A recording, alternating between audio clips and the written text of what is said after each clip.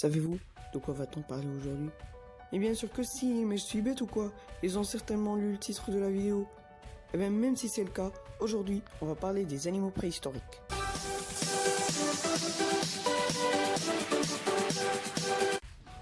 Bonjour à tous, c'est Yuji Scientifique.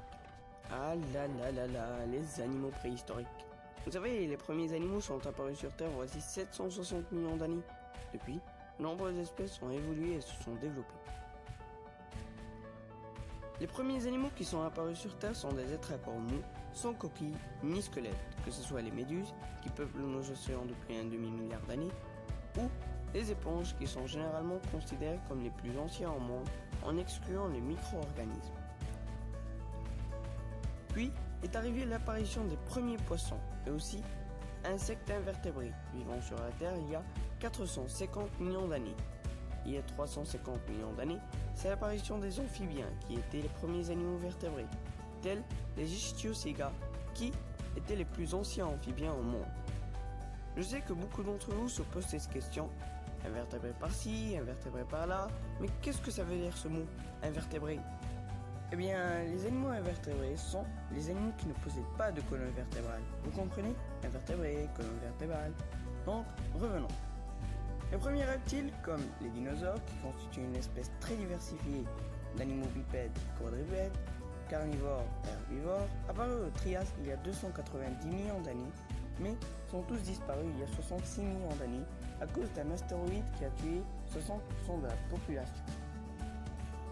On trouve notamment des restes fossilisés de dinosaures un peu partout dans le monde, que ce soit au Maroc,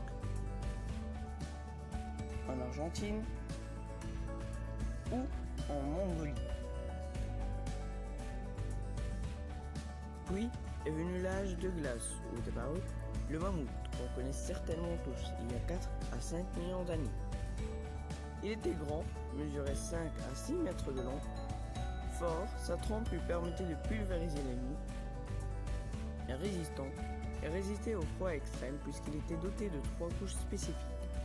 Une épaisseur de 8 à 9 cm de graisse, une couche de peau de 2 cm, et pour finir, de longs poils qui recouvraient son corps.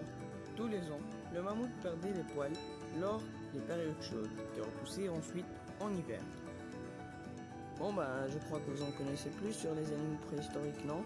Si oui, n'hésitez pas à vous abonner, activer la cloche de notification pour ne rater aucune de nos prochaines vidéos. Et n'hésitez pas à me dire quel animal vous a le plus impressionné. Sur ce, je vous dis ciao.